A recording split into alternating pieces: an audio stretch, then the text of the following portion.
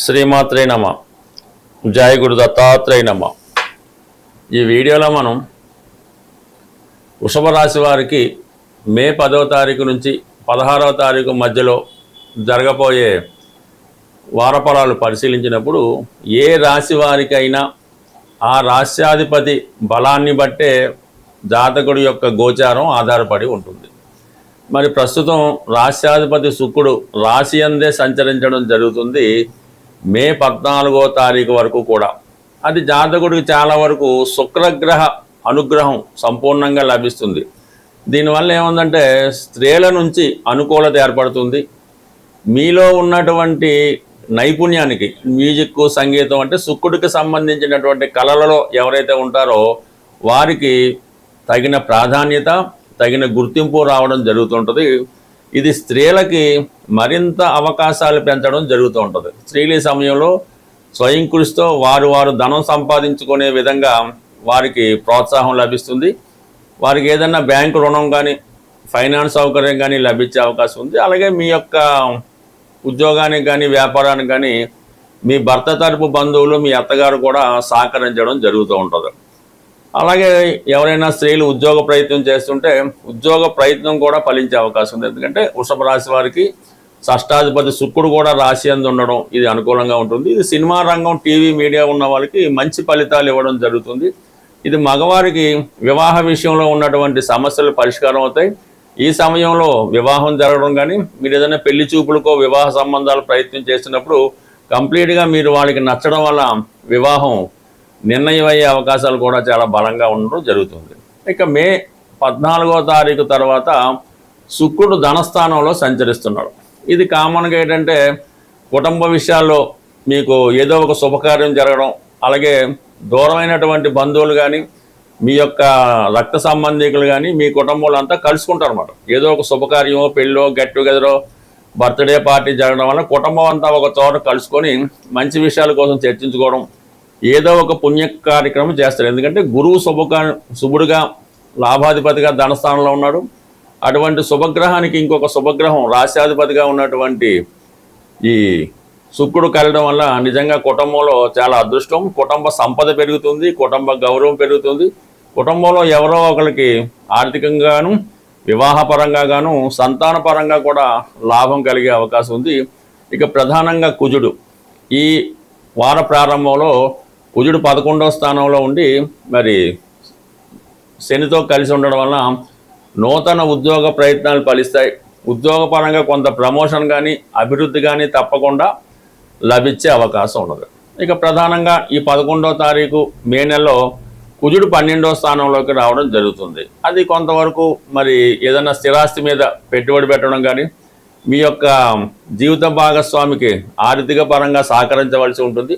అంటే వారికి ఏదన్నా దూర ప్రాంతంలో ఉద్యోగం రావడం వల్ల మీ భర్త గారు కొంత దూర ప్రాంతం కొన్నాళ్ళ పాటు భర్త అవచ్చు భార్య అవచ్చు దూర ప్రాంతం వెళ్ళే అవకాశం ఉంది. అలాగే మరి రవి చతుర్థాధిపతిగా రవి 12వ స్థానంలో ఉండి, అలాగే కారకుడు కుజుడు 12వ స్థానంలో ఉండి, మరి రాష్ట్రాధిపతి ఈ ధనాధిపతిగా ఉన్నటువంటి బుధుడు కూడా 12వ స్థానంలో ఉండడం వల్ల కొంత ఖర్చు పిల్లల చదువు గురించి గృహ అవసరాల గురించి ఈ సమయంలో మీరు ఏదైనా స్థిరాస్తి కొన్నా కంప్లీట్గా మీకు అది సహకరించే అవకాశం ఉంది. కాబట్టి ఏదైనా వృషభ రాశి వారు ప్రస్తుతం ఈ వారం అంతా కూడా శుక్ర గుర గ్రహాల అనుగ్రహం అలాగే శని భగవానుడి సంపూర్ణ అనుగ్రహంతో తప్పకుండా ఏదో ఒక శుభకార్యం ఒక శుభం ఒక మంచి వార్త మీకు జరిగే అవకాశం ఉంది.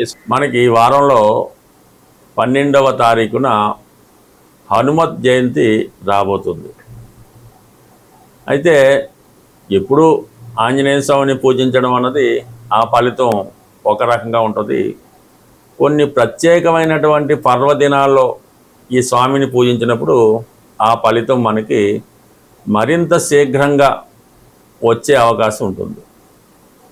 అయితే ఈ ఆంజనేయ స్వామి వారికి పూజించే విధానంలో అంటే సాధారణంగా టెంపుల్లో అర్చన అభిషేకం చేయించుకోవడం జరుగుతుంటుంది. మనకి మీరు ఏదైనా ఒక కార్యాన్ని స్వామికి అప్పచెప్పాలనుకుంటారు.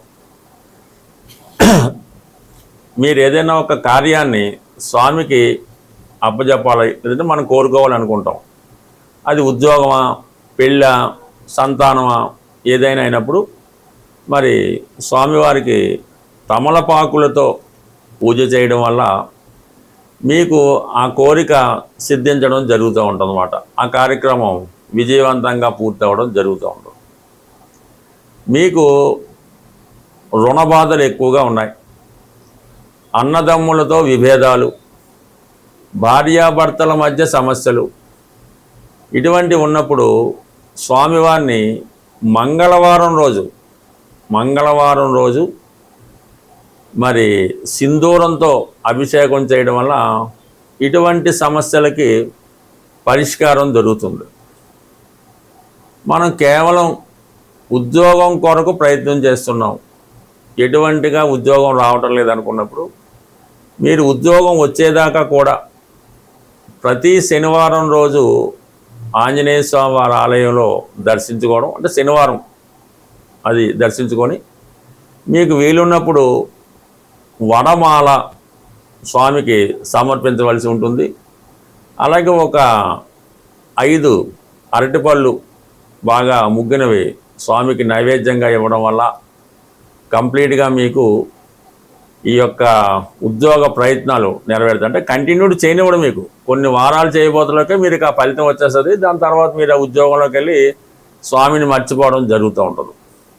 అలాగే ధనం సరిపోవడం లేదు, ఖర్చులు ఎక్కువైనాయి, ఆదాయం తక్కువైంది అన్నప్పుడు స్వామివారికి మరి గురువారం రోజు శనగలు, ఈ కొమ్ము శనగలు నానబెట్టి ఉడకబెట్టకుండా నానబెట్టిన కొమ్ము శనగలు మరి స్వామికి నైవేద్యంగా పెట్టడం వల్ల, అక్కడ ఉన్నటువంటి భక్తులకు పంచిపెట్టడం వల్ల ఆర్థిక పరంగా మీకు ఉన్నటువంటి అన్ని సమస్యలకి పరిష్కారం దొరికే అవకాశం ఉంది.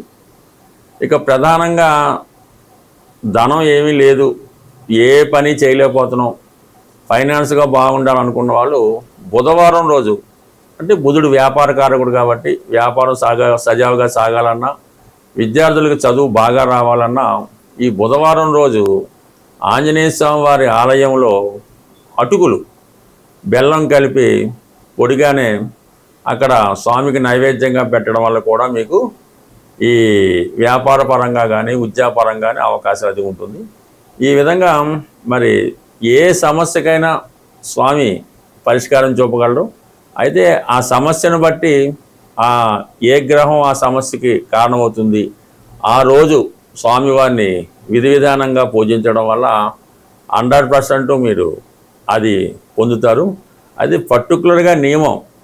ఈ ఆంజనేయ స్వామి వారిని మనం కోరినప్పుడు ఆ కోరిక తీరేటంత వరకు కూడా మీరు మరి బ్రహ్మచర్యం పాటించక్కర్లేదు, కానీ కొన్ని వాటికి దూరంగా ఉండాలి. అది వ్యభిచారం, అలాగే మత్తు పానీయాలు, అలాగే ఈ మాంసం, చేపలు ఇటువంటి దూరంగా ఉండవలసి ఉంటుంది.